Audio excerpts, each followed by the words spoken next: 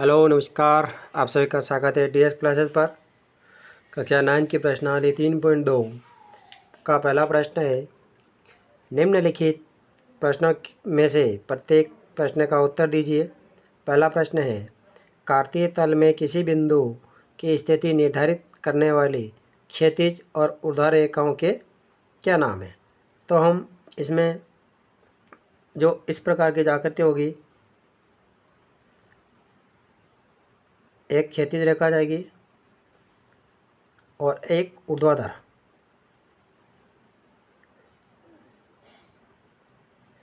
इसको एक्स अक्ष इधर एक्स माइनस का और यहाँ वाई प्लस का और यहाँ वाई माइनस का, यहाँ मूल बिंदु होता है।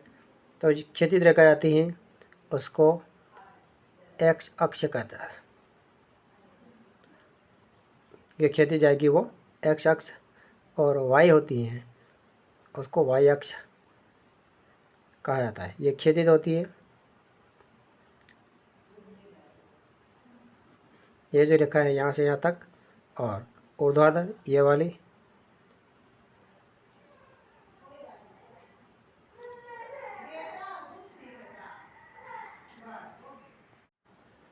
प्रश्न दूसरा है, इन दो रेखाओं से बने तल के प्रत्येक भाग का नाम लिखिए।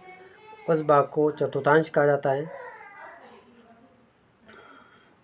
चतुर्थांश जैसे भाग है, यह फर्स्ट चतुर्थांश, ये सेकंड, ये तृतीय और ये चौथा, यानी प्रत्येक चतुर्थांश में 90 डिग्री का कोण बनता है।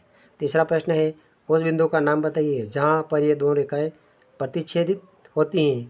तो ये इस बिंदु पर दोनों प्रतिच्छेदित होती हैं और इसको मूल बिंदु कहा जाता है।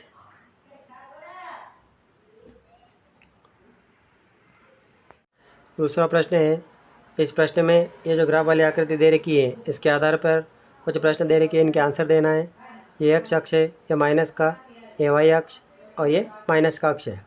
अब बी के निर्देशांक देखने, तो बी बिंदु का निर्देशांक, बी बिंदु देखना है यहाँ पर है। तो इसमें एक्स अक्ष का आ जाएगा -5, यहाँ हो जाएगा -5 और 2।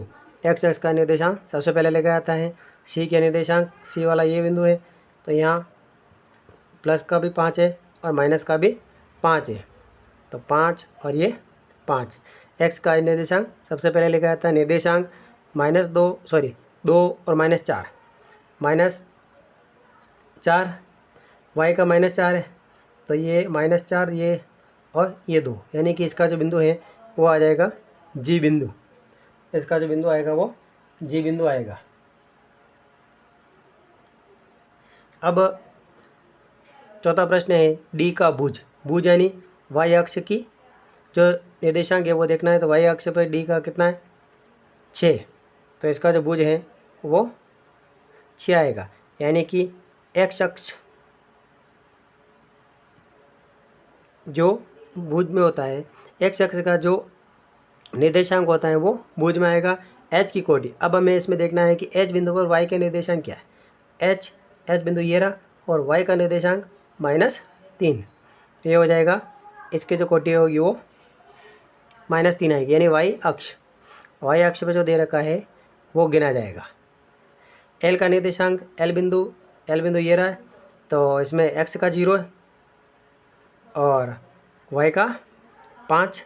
एम का निर्देशांक, इसमें एक्स का 0 है, इसमें एक्स का -3, एक्स का -3 और वाई का 0। उसके बाद निर्देशांक -3 और -5, -3 ये और -5 ये एच बिंदु का निर्देशांक है। इस प्रकार से ये दूसरा प्रश्न भी हमारा समाप्त होता है। अगर आप डीएस क्लासेस पर नए हो तो चैनल को सब्सक्राइब करें, वीडियो को लाइक करें और अधिक से अधिक शेयर करें।